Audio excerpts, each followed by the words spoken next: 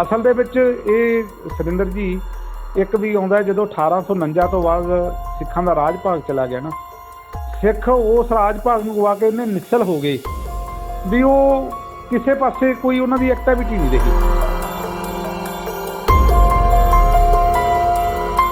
70 ਸਾਲਾਂ ਬਾਅਦ ਫਿਰ ਸਿੱਖਾਂ ਨੂੰ ਜਾ ਕੇ ਕਿਤੇ ਗੁਲਾਮੀ ਦਾ ਅਹਿਸਾਸ ਹੋਇਆ ਵੀ ਸਾਡੇ ਤਾਂ ਯਾਰ ਗੁਰਧਾਮ ਹੈ ਜਿਹੜੇ ਉਹੀ ਮਤਲਬ ਗੁਲਾਮ ਪਏ ਨੇ, ਮਹੰਤ ਨੇ ਉੱਥੇ ਯਾਸ਼ੀਆਂ ਦੇ ਅੱਡੇ ਬਣਦੇ ਆ। ਅਸਲ 'ਚ ਜਦ ਬਾਣ ਲੱਗ ਗਏ ਤਬਿਆ ਰੋਸ ਜਾਗੇ ਵਾਲੀ ਗੱਲ ਹੁੰਦੀ ਹੈ ਜਦੋਂ ਪਾਣੀ ਸਿਰ ਉੱਤੋਂ ਦੀ ਲੰਘ ਗਿਆ। ਤੁਸੀਂ ਵੇਖੋ ਜਦੋਂ ਜਥਾ ਗੁਰਦੁਆਰਾ ਸਾਹਿਬ ਜਾ ਕੇ ਦਰਬਾਰ ਸਾਹਿਬ 'ਚ ਕੀਰਤਨ ਸ਼ੁਰੂ ਕਰਦਾ ਹੈ, ਉਸ ਟਾਈਮ ਹੀ ਨਰੈਣੂ ਮਹੰਤ ਦੇ ਬਨਵਾਸ ਹੈ ਜਿਹੜੇ ਉਹ ਬੰਦੂਕਾਂ ਗਡਾਸਿਆਂ ਟਕੂਆਂ ਦੇ ਨਾਲ ਹੈ ਜਿਹੜੇ ਉਹ ਜਥੇ ਤੇ ਹਮਲਾ ਕਰ ਦਿੰਦੇ।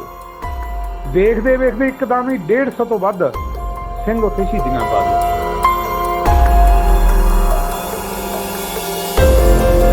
ਦਰਬਾਰਾ ਸਿੰਘ ਉਸ ਜਥੇ 'ਚ ਜਾਣ ਵਾਲਾ ਇੱਕ 13 ਸਾਲ ਦਾ ਬੱਚਾ ਸੀ ਜਿਹੜਾ ਜਦੋਂ ਫਾਇਰਿੰਗ ਹੁੰਦੀ ਹੈ ਉਹ ਗੁਰੂਦੁਆਰਾ ਜਿਹੜਾ ਗੁਰੂ ਸਾਹਿਬ ਦਾ ਮੰਜੀ ਸਾਹਿਬ ਹੈ ਉਹਦੇ ਨਾਲ ਲੱਗ ਕੇ ਉਹ ਬਚ ਜਾਂਦਾ। ਉਸ ਤੋਂ ਬਾਅਦ ਦਰਬਾਰਾ ਸਿੰਘ ਨੂੰ ਵੀ ਮਤਲਬ ਅੱਗ 'ਚ ਸਿੱਟ ਕੇ ਸਾੜ ਕੇ ਮਤਲਬ ਸ਼ਹੀਦ ਕੀਤਾ ਜਾਂਦਾ ਹੈ।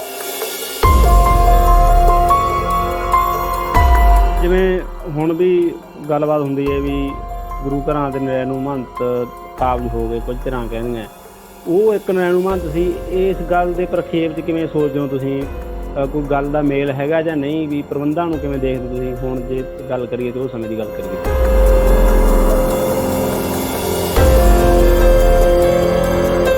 100 ਸਾਲਾਂ ਬਾਅਦ ਅਸੀਂ ਆਪਦੇ ਅੰਦਰ ਜੇ ਝਾਤੀ ਮਾਰ ਗਏ, ਆਪਦੀ ਸਵੈ ਪੜਚੋਲ ਕਰ ਗਏ ਕਿ ਅਸੀਂ ਉਹਨਾਂ ਸ਼ਹੀਦਾਂ ਵਾਂਗ ਅੱਜ ਵੀ ਸਾਡੇ 'ਚ ਆਪਦੀ ਧਰਮ ਦੀ ਸ਼ਰਧਾ ਹੈ ਕਿ ਉਹਨਾਂ ਸ਼ਹੀਦਾਂ ਵਾਂਗ ਅਸੀਂ ਗੁਰਦੁਆਰਿਆਂ ਨੂੰ ਆਜ਼ਾਦ ਵੇਖਣ ਦਾ ਤੇ ਸ਼ਹੀਦੀ ਨੂੰ ਪ੍ਰਾਪਤ ਕਰਨ ਦੇ ਯੁਰਤ ਰੱਖਦੇ ਹਾਂ।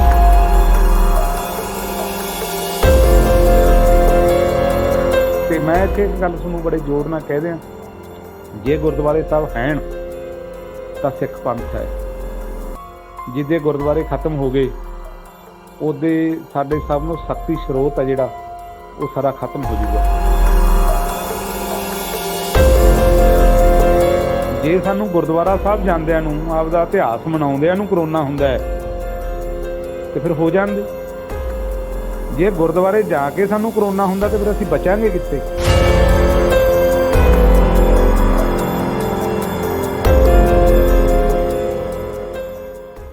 ਦੋਸਤੋ ਪਿਆਰ ਭਰੀ ਸਤਿ ਸ੍ਰੀ ਅਕਾਲ। ਤੁਸੀਂ ਦੇਖ ਰਹੇ ਹੋ ਪੰਜਾਬੀ ਵਿਰਾਸਤ USA। ਮੈਂ ਸੁਰਿੰਦਰਪਾਲ ਸਿੰਘ। ਅੱਜ ਆਪਾਂ ਗੱਲਬਾਤ ਕਰਾਂਗੇ ਸਾਕਾ ਨਨਕਾਣਾ ਸਾਹਿਬ, ਜਿਸ ਨੂੰ 100 ਸਾਲ ਹੋ ਗਏ ਨੇ ਅਤੇ ਇਸ ਸਾਖੇ ਦਾ ਜਿਹੜਾ ਹੈਗਾ ਸਿੱਖ ਕੌਮ 'ਚ ਬਹੁਤ ਮਹੱਤਵ ਹੈ ਅਤੇ ਇਹਦੇ ਵਿੱਚ ਅਨੇਕਾਂ ਸ਼ਹੀਦੀਆਂ ਨੌਜਵਾਨਾਂ, ਬਜ਼ੁਰਗਾਂ ਅਤੇ ਬੱਚਿਆਂ ਦੀਆਂ ਹੋਈਆਂ। ਅਤੇ ਸਾਕੇ ਦੇ ਡਿਟੇਲ ਬਾਰੇ ਆਪਾਂ ਗੱਲਬਾਤ ਕਰਾਂਗੇ। ਅੱਜ ਆਪਣੇ ਨਾਲ ਜੁੜੇ ਨੇ ਨਸ਼ਾ ਮੁਕਤੀ ਗੁਰਮਤ ਪ੍ਰਚੰਡ ਲਹਿਰ ਦੇ ਪ੍ਰਮੁੱਖ ਸੇਵਾਦਾਰ ਭਾਈ ਜਸਕਰਨ ਸਿੰਘ ਸੀਵੀਆਂ, ਜਿਨ੍ਹਾਂ ਦੀਆਂ ਕਿਤਾਬਾਂ ਆ ਚੁੱਕੀਆਂ ਅਤੇ ਜਿਨ੍ਹਾਂ ਦੇ ਆਰਟੀਕਲ ਅਖਬਾਰਾਂ 'ਚ ਅਕਸਰ ਲੱਗਦੇ ਨੇ। ਇਤਿਹਾਸ 'ਚ ਇਹਨਾਂ ਦੀ ਕਾਫੀ ਪਕੜ ਹੈ। ਸੀਵੀਆਂ ਸਾਹਿਬ, ਤੁਹਾਡਾ ਸਵਾਗਤ ਹੈ ਜੀ। ਵਾਹਿਗੁਰੂ ਜੀ ਕਾ ਖਾਲਸਾ, ਵਾਹਿਗੁਰੂ ਜੀ ਕੀ ਫਤਿਹ। ਵਾਹਿਗੁਰੂ ਜੀ ਖਾਲਸਾ, ਵਾਹਿਗੁਰੂ ਜੀ ਫਤਿਹ ਜੀ। ਸਭ ਤੋਂ ਪਹਿਲਾਂ ਆਪਾਂ ਇਹ ਜਾਣਾਂਗੇ ਵੀ ਜਿਵੇਂ ਨਨਕਾਣਾ ਸਾਹਿਬ ਦਾ ਸਾਕਾ ਵਾਪਰਦਾ ਜੀ, ਇਸ ਤੋਂ ਪਹਿਲਾਂ ਆਪਾਂ ਚੱਲਦੇ ਹਾਂ ਵੀ ਇਹਦੀ ਲੋੜ ਕਿਉਂ ਸੀ ਇੰਨੀਆਂ ਸ਼ਹੀਦੀਆਂ ਦੀ? ਕੀ ਸੀਗਾ ਇਹਦੇ ਪਿੱਛੇ ਇਤਿਹਾਸ? ਕੀ ਡਿਟੇਲ ਇਹ ਜਾਣਕਾਰੀ ਦਿਓ ਜੀ ਸਾਨੂੰ। ਅਸਲ 'ਚ ਜੀ 1708 ਤੋਂ ਲੈ ਕੇ ਜਦੋਂ ਬਾਬਾ ਬੰਦਾ ਸਿੰਘ ਬਹਾਦਰ 1718 ਤੋਂ ਲੈ ਕੇ ਬਾਬਾ ਬੰਦਾ ਸਿੰਘ ਬਹਾਦਰ ਜਦੋਂ ਸ਼ਹੀਦ ਹੋ ਜਾਂਦੇ ਹੈ, ਉਸ ਤੋਂ ਬਾਅਦ ਸਾਰੀ ਕੌਮ 'ਤੇ ਇੰਨੀ ਭੀੜ ਬਣ ਗਈ। ਸਿੱਖ ਕੌਮ ਹੈ ਜਿਹੜੀ ਉਹ ਸਾਰੀ ਜੰਗਲਾਂ ਦੇ ਵਿੱਚ ਚਲੀ ਗਈ ਅਤੇ ਉਹ ਜਿਹੜਾ ਗੁਰਦੁਆਰੇ ਸਾਹਿਬਾਨਾਂ ਦਾ ਪ੍ਰਬੰਧ ਸੀ ਉਹ ਆਦਾਸੀਆਂ ਦੇ ਅਤੇ ਨਿਰਮਲਿਆਂ ਦੇ ਹੱਥ ਦੇ ਵਿੱਚ ਆ ਗਿਆ। ਅੱਗੇ ਜਾ ਕੇ ਜਦੋਂ ਖਾਲਸਾ ਰਾਜ ਫਿਰ ਮੁੜ ਕਾਇਮ ਹੋਇਆ, ਉਦੋਂ ਸਥਿਤੀ ਹੈ ਜਿਹੜੀ ਉਹ ਠੀਕ ਰਹੀ ਗੁਰਦੁਆਰੇ ਸਾਹਿਬਾਨਾਂ ਦੀ। 1849 ਤੋਂ ਬਾਅਦ ਜਦੋਂ ਖਾਲਸਾ ਰਾਜ ਦਾ ਸੂਰਜ ਹੈ ਜਿਹੜਾ ਦੁਬਾਰੇ ਛਿਪ ਗਿਆ, ਉਸ ਤੋਂ ਬਾਅਦ ਇੰਨੀ ਗਿਰਾਵਟ ਆਉਣੀ ਸ਼ੁਰੂ ਹੋ ਗਈ ਕਿਉਂਕਿ ਮੈਂ ਪਹਿਲਾਂ ਵੀ ਇਹ ਗੱਲਾਂ ਦਾ ਬਹੁਤ ਵਾਰੀ ਜ਼ਿਕਰ ਕਰਿਆ ਵੀ ਇਹ ਸਰਕਾਰ ਦੀਆਂ ਪਾਲਿਸੀਆਂ ਹੁੰਦੀਆਂ। ਜਿਵੇਂ ਮੁਗਲ ਦੀ ਪਾਲਿਸੀ ਸੀ ਵੀ ਉਹ ਗੁਰਦੁਆਰੇ ਸਾਹਿਬਾਨਾਂ ਨੂੰ ਸਿੱਧਾ ਅਟੈਕ ਕਰਦੇ ਰਹੇ ਅਤੇ ਸਾਡੀ ਸਿੱਧੀਆਂ ਜਿਹੜੀਆਂ ਜੰਗਾਂ ਉਹ ਮੁਗਲਾਂ ਨਾਲ ਗੁਰਦੁਆਰੇ ਸਾਹਿਬਾਨਾਂ ਦੇ ਉੱਪਰ ਵੀ ਹੁੰਦੀਆਂ ਰਹੀਆਂ। ਜਿਹੜੀ ਅੰਗਰੇਜ਼ ਦੀ ਪਾਲਿਸੀ ਸੀ ਉਹ ਬੜੀ ਚਾਲਬਾਜ਼ ਪਾਲਿਸੀ ਸੀ। ਉਹ ਆਪਦੀ ਪਾਲਿਸੀ ਦੇ ਨਾਲ ਗੁਰਦੁਆਰੇ ਸਾਹਿਬਾਨਾਂ 'ਤੇ ਆਪਦਾ ਅਸਿੱਧੇ ਤੌਰ 'ਤੇ ਕੰਟਰੋਲ ਹੈ ਜਿਹੜਾ ਉਹ ਕਰਨਾ ਚਾਹੁੰਦੀ ਸੀ, ਕਿਉਂਕਿ ਉਹਨਾਂ ਨੂੰ ਇਹ ਪੂਰੀ ਤਰ੍ਹਾਂ ਗਿਆਨ ਸੀ ਵੀ ਸਿੱਖਾਂ ਦੇ ਜਿਹੜੇ ਸ਼ਕਤੀ ਸਰੋਤ ਹੈ ਉਹ ਗੁਰਦੁਆਰਾ ਸਾਹਿਬਾਨ ਨੇ। ਜੇ ਅਸੀਂ ਸਿੱਖਾਂ ਨੂੰ ਗੁਰਦੁਆਰੇ ਸਾਹਿਬਾਨਾਂ ਤੋਂ ਵੱਖ ਕਰੀ ਰੱਖਿਆ ਫਿਰ ਸਿੱਖ ਕਿਤੋਂ ਵੀ ਅਧਿਆਤਮਕ ਰਾਜਸੀ ਸ਼ਕਤੀ ਹੈ ਜਿਹੜੀ ਉਹ ਪ੍ਰਾਪਤ ਨਹੀਂ ਕਰ ਸਕਣਗੇ ਅਤੇ ਸਾਡੀ ਕੋਈ ਸਰਦਰਦੀ ਨਹੀਂ ਰਹੂਗੀ।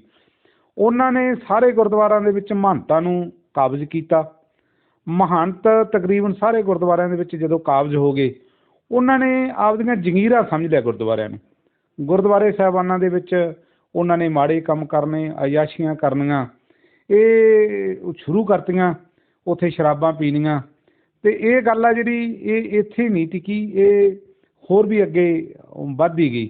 ਜਿਵੇਂ ਹੁਣ ਤੁਸੀਂ ਸਾਕਾ ਨਨਕਾਣਾ ਸਾਹਿਬ ਆ ਜਿਹੜਾ ਅਸੀਂ 21 ਫਰਵਰੀ ਨੂੰ ਉਹਦਾ 100 ਵਰ੍ਹੇ ਗੰਢ ਹੈ ਜਿਹੜੀ ਸ਼ਤਾਬਦੀ ਹੈ ਜਿਹੜੀ ਉਹ ਸਾਰੀ ਸਿੱਖ ਕੌਮ ਹੈ ਮਨਾ ਰਹੀ ਹੈ। ਇਹਦੀ ਜਿਹੜੀ ਹੈਗੀ ਹੈ ਵੀ ਇਹਦੇ ਮਹੰਤ ਨਰੈਣੂ ਮਹੰਤ ਹੈ ਜਿਹੜਾ ਉਹ ਬੜਾ ਬਦ ਅਖਲਾਕ ਬੰਦਾ ਸੀ। ਉਹਦੀ ਵੀ ਜੇ ਆਪਾਂ ਬੈਕ 'ਤੇ ਜਾਈਏ, ਇਸ ਤੋਂ ਪਹਿਲਾਂ ਸਾਧੂ ਰਾਮ ਉੱਥੇ ਕਾਬਜ਼ ਸੀ। ਸਾਧੂ ਰਾਮ ਵੀ ਬਦ ਅਖਲਾਕ ਬੰਦਾ ਸੀ। ਉਹਨੇ ਵੀ ਸ਼ਰਾਬ ਪੀਣੀ ਗੁਰਦੁਆਰੇ ਦੇ ਵਿੱਚ ਸ਼ੁਰੂ ਕਰੀ ਅਤੇ ਉਹਨੂੰ ਫਿਰ ਇੱਕ ਗੁਪਤ ਰੋਗ ਹੋ ਗਿਆ, ਗੁਪਤ ਰੋਗ ਦੇ ਨਾਲ ਮਾਰਿਆ ਗਿਆ। ਉਹਦੀ ਥਾਂ 'ਤੇ ਫਿਰ ਜਿਹੜਾ ਇਹਦਾ ਚੇਲਾ ਹੈ ਸਾਧੂ ਰਾਮ ਦਾ ਕਿਸ਼ਨ ਦਾਸ ਆ ਜਿਹੜਾ ਉਹ ਨਨਕਾਣਾ ਸਾਹਿਬ ਦੇ ਗੁਰਦੁਆਰੇ 'ਤੇ ਕਾਬਜ਼ ਹੋ ਗਿਆ। ਕਿਸ਼ਨ ਦਾਸ ਨੇ ਵੀ ਇੱਥੋਂ ਤੱਕ ਇਤਿਹਾਸ ਦੇ ਵਿੱਚ ਆਉਂਦਾ ਹੈ ਉਹਨੇ ਵੀ ਸ਼ਰਾਬ ਪੀ ਕੇ 1-2 ਵਾਰੀ ਉੱਥੇ ਕੰਜਰੀਆਂ ਦਾ ਨਾਚ ਵੀ ਕਰਾਇਆ ਅਤੇ ਗੁਰੂ ਮਹਾਰਾਜ ਨੇ ਉਹਨੂੰ ਵੀ ਐਸੀ ਸਜ਼ਾ ਦਿੱਤੀ ਵੀ ਕਿਸ਼ਨ ਦਾਸ ਵੀ ਗੁਪਤ ਰੋਗ ਨਾਲ ਮਰਿਆ। ਜਦੋਂ ਕਿਸ਼ਨ ਦਾਸ ਲਾਹੌਰ ਹਸਪਤਾਲ ਦੇ ਵਿੱਚ ਦਾਖਲ ਸੀ ਅਤੇ ਨਰੈਣੂ ਦਾਸ ਜਿਹਨੂੰ ਨਰਾਇਣ ਦਾਸ ਕਹਿੰਦੇ ਆਪਾਂ, ਨਰੈਣੂ ਮਹੰਤ ਕਰਕੇ ਯਾਦ ਕਰਦੇ ਹਾਂ, ਇਹਦੀ ਜੇਬ 'ਚੋਂ ਜ਼ਬਰਦਸਤੀ ਚਾਬੀਆਂ ਕੱਢ ਕੇ ਲੈ ਗਿਆ ਅਤੇ ਨਨਕਾਣਾ ਸਾਹਿਬ 'ਤੇ ਜਿਹੜਾ ਉਹ ਕਾਬਜ਼ ਹੋ ਗਿਆ। ਉਸ ਕਾਬਜ਼ ਤੋਂ ਬਾਅਦ ਉੱਥੇ ਜਿਹੜਾ ਕੁਛ ਨਰੈਣੂ ਨੇ ਕਰਿਆ ਉਹ ਬੜਾ ਸ਼ਰਮਸ਼ਾਰ ਮਤਲਬ ਸੀਗਾ, ਕਿਉਂਕਿ ਉੱਥੇ ਗੁਰਦੁਆਰਾ ਸਾਹਿਬ ਦੇ ਵਿੱਚ ਸ਼ਰਾਬਾਂ ਪੀਣੀਆਂ, ਮਾੜੇ ਕੰਮ ਕਰਨੇ, ਉਹ ਇੱਕ ਅਯਾਸ਼ੀਆਂ ਦਾ ਅੱਡਾ ਬਣ ਗਿਆ।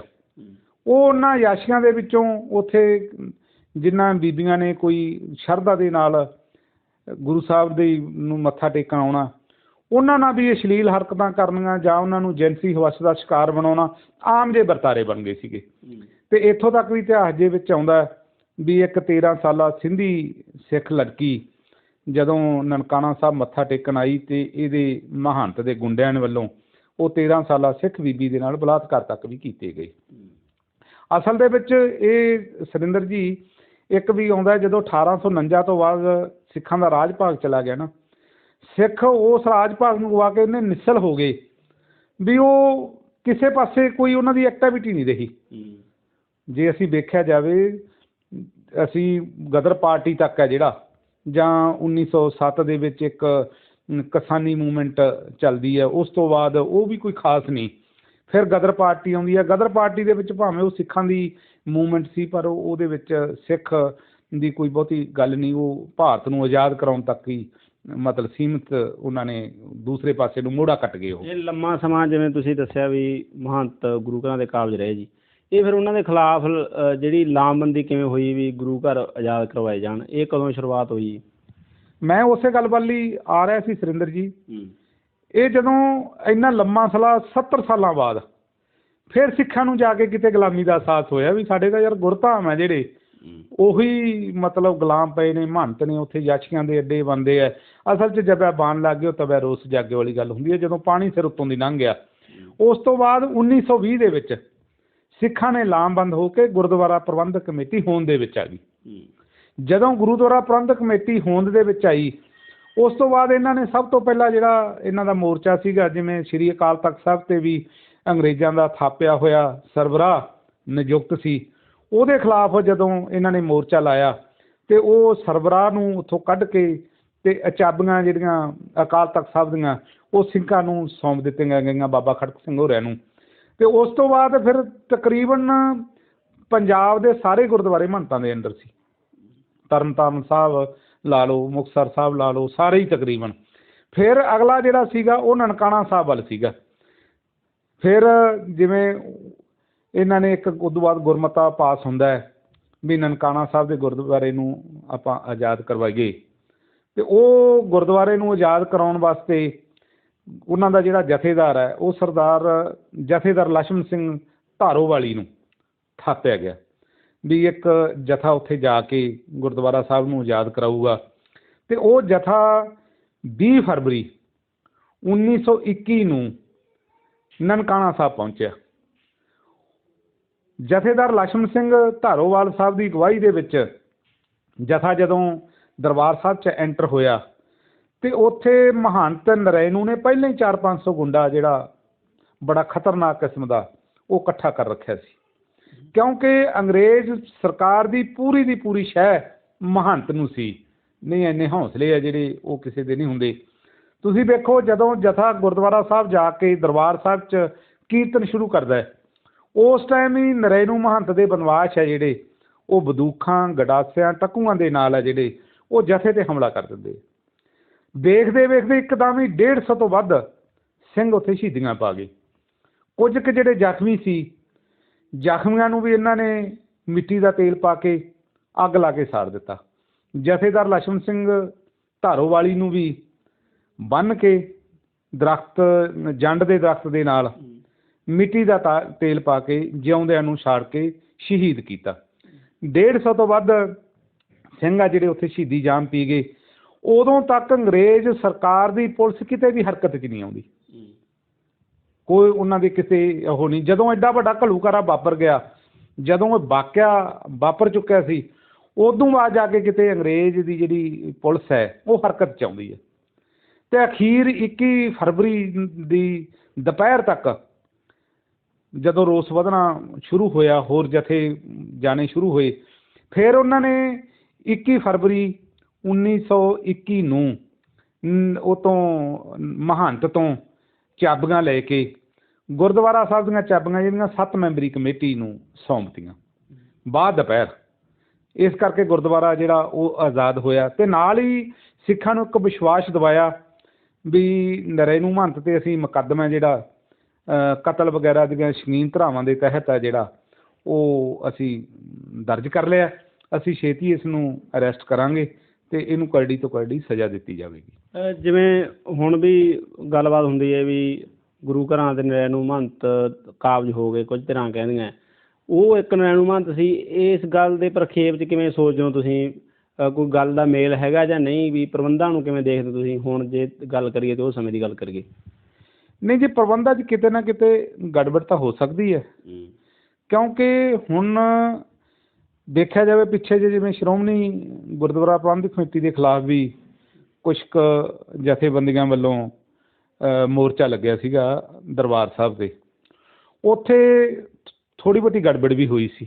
ਅਤੇ ਉਹਦੇ ਗੜਬੜ ਦੇ ਵਿੱਚੋਂ ਲੋਕਾਂ ਨੇ ਇੰਨਾ ਵੀ ਕੁਛ ਲਿਖਿਆ ਵੀ ਇਹਨਾਂ ਜਿਹੜੇ ਪ੍ਰਬੰਧਕ ਨੇ ਇਹਨਾਂ 'ਚ ਨਰੈਣੂ ਮਹੰਤ ਦੀ ਹੈ ਜਿਹੜੀ ਉਹ ਰੂਹ ਆ ਗਈ। ਪਰ ਉਹ ਨਰੈਣੂ ਮਹੰਤ ਲਈ ਜਿਹੜੀ ਉਹ ਇੱਕ ਵੱਖ ਅਧਿਆਏ ਆ, ਇਹ ਵੱਖ ਅਧਿਆਏ ਆ। ਉਹ ਨਰੈਣੂ ਮਹੰਤ ਵਾਲੀਆਂ ਗੱਲਾਂ ਤਾਂ ਹੈ ਨਹੀਂ, ਕਿਉਂਕਿ ਕਿਤੇ ਗੁਰਦੁਆਰਿਆਂ ਦੇ ਵਿੱਚ ਮੈਨੂੰ ਤਾਂ ਇੰਨਾ ਵੀ ਇੰਨੀ ਅਵੱਗਿਆ ਹੁੰਦੀ ਹੋਊ। ਠੀਕ ਆ, ਪ੍ਰਬੰਧ 'ਚ ਕਿਤੇ ਨਾ ਕਿਤੇ ਕਮੀਆਂ ਹੈਗੀਆਂ, ਉਹਨਾਂ ਕਮੀਆਂ ਨੂੰ ਸੁਧਾਰਨ ਦੀ ਲੋੜ ਹੈ। ਪਰ ਹੁਣ ਗੁਰਦੁਆਰਿਆਂ ਦੇ ਵਿੱਚ ਉਹੋ ਜਿਹੀ ਗੱਲ ਨਹੀਂ ਹੈਗੀ, ਕਿਉਂਕਿ ਪ੍ਰਬੰਧ ਬਹੁਤ ਥਾਈਂ ਲੋਕਾਂ ਦੇ ਹੱਥਾਂ 'ਚ ਹੈ। ਲੋਕਲ ਕਮੇਟੀਆਂ ਬਣੀਆਂ ਹੋਈਆਂ, ਲੋਕਲ ਕਮੇਟੀਆਂ ਦੇ ਵਿੱਚ ਵੀ ਇਹ ਨਹੀਂ। ਅਤੇ ਜੇ ਕੋਈ ਇੱਥੇ ਇਹੋ ਜਿਹਾ ਕੰਮ ਕਰੂਗਾ ਤਾਂ ਉਹ ਅਗਲੇ ਇਲੈਕਸ਼ਨਾਂ ਦੇ ਵਿੱਚ ਕੋਈ ਨਾ ਕੋਈ ਫਿਰ ਬਦਲਾਅ ਆ ਜਾਂਦਾ ਹੈ। ਅਤੇ ਪਰ ਕਈ ਵਾਰੀ ਜਿਹੜੇ ਪ੍ਰਬੰਧਕ ਉਹਨਾਂ 'ਚ ਹੰਕਾਰ ਵੀ ਆ ਜਾਂਦਾ, ਇਹ ਸੁਭਾਵਿਕ ਹੈ, ਕੁਦਰਤੀ ਹੈ। ਜਦੋਂ ਪਾਵਰ ਹੋਵੇ ਹੰਕਾਰ ਆਉਣਾ ਸੁਭਾਵਿਕ ਹੁੰਦਾ। ਸਿੰਘ ਸਾਹਿਬ, ਨਨਕਾਣਾ ਸਾਹਿਬ ਦੀ ਜਿਹੜਾ ਸਾਕੇ ਦੌਰਾਨ ਇੱਕ ਛੋਟੇ ਬੱਚੇ ਦੀ ਤੁਸੀਂ ਇਤਿਹਾਸ ਲਿਖਦੇ ਹੋ, ਪੜ੍ਹਦੇ ਹੋ, ਉਹਦੇ 'ਚ ਦਰਬਾਰਾ ਸਿੰਘ ਦਾ ਕੋਈ ਜ਼ਿਕਰ ਆਉਂਦਾ ਛੋਟੇ ਬੱਚੇ ਦਾ, ਉਹਦੀ ਸ਼ਹੀਦੀ ਬਾਰੇ ਥੋੜ੍ਹਾ ਸਾਨੂੰ ਦੱਸੋ, ਜਾਣਕਾਰੀ ਦਿਓ। ਦਰਬਾਰਾ ਸਿੰਘ ਉਸ ਜਥੇ 'ਚ ਜਾਣ ਵਾਲਾ ਇੱਕ 13 ਸਾਲ ਦਾ ਬੱਚਾ ਸੀ, ਜਿਹੜਾ ਜਦੋਂ ਫਾਇਰਿੰਗ ਹੁੰਦੀ ਹੈ ਉਹ ਗੁਰੂਦੁਆਰਾ ਜਿਹੜਾ ਗੁਰੂ ਸਾਹਿਬ ਦਾ ਮੰਜੀ ਸਾਹਿਬ ਹੈ ਉਹਦੇ ਨਾਲ ਲੱਗ ਕੇ ਉਹ ਬਚ ਜਾਂਦਾ ਹੈ। ਉਸ ਤੋਂ ਬਾਅਦ ਦਰਬਾਰਾ ਸਿੰਘ ਨੂੰ ਵੀ ਮਤਲਬ ਅੱਗ 'ਚ ਸਿੱਟ ਕੇ ਸਾੜ ਕੇ ਮਤਲਬ ਸ਼ਹੀਦ ਕੀਤਾ ਜਾਂਦਾ ਹੈ। ਹੁਣ ਇਹਦੇ ਪਿੱਛੇ ਸੁਰਿੰਦਰ ਜੀ ਇੱਕ ਗੱਲ ਆਪਾਂ ਵੇਖਣੀ ਹੋਊਗੀ ਵੀ ਉਦੋਂ ਸਿੱਖ ਧਰਮ ਪ੍ਰਤੀ ਮਾਪਿਆਂ ਦੀ ਕਿੰਨੀ ਮਤਲਬ ਸਿੱਖਿਆ ਸੀ ਬੱਚਿਆਂ ਨੂੰ, ਕਿਉਂਕਿ ਹਰ ਇੱਕ ਬੰਦਾ ਸਿੱਖੀ ਨਾਲ ਜੋੜ ਕੇ ਰੱਖਦਾ ਸੀ, ਤਾਂ ਹੀ ਬੱਚਿਆਂ 'ਚ ਇਹ ਭਾਵਨਾ ਪੈਦਾ ਹੋਊਗੀ ਨਾ ਸ਼ਹੀਦੀ ਦੀ।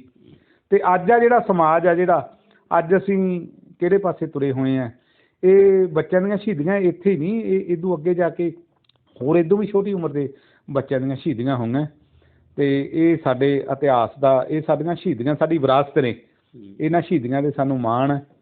ਅਤੇ ਗੁਰੂ ਮਹਾਰਾਜ ਮਤਲਬ ਨੇ ਜਿਹੜਾ ਸਾਨੂੰ ਰਾਹ ਵਿਖਾਇਆ ਹੈ, ਉਸ ਰਾਹ 'ਤੇ ਜਿੰਨਾ ਚਿਰ ਅਸੀਂ ਤੁਰਦੇ ਰਹਾਂਗੇ, ਕੋਈ ਦੁਨੀਆ ਦੀ ਕੋਈ ਵੀ ਜਿਹੜੀ ਮੈਂ ਇਹਦਾ ਨਾਲ ਲੱਗਦਾ ਸਵਾਲ ਸੀਗਾ ਵੀ ਸਾਨੂੰ ਇਸ ਇੰਨੇ ਵੱਡੇ ਸਾਕੇ ਤੋਂ ਕੀ ਪ੍ਰੇਰਨਾਵਾਂ ਲੈਣੀਆਂ ਚਾਹੀਦੀਆਂ ਜੀ?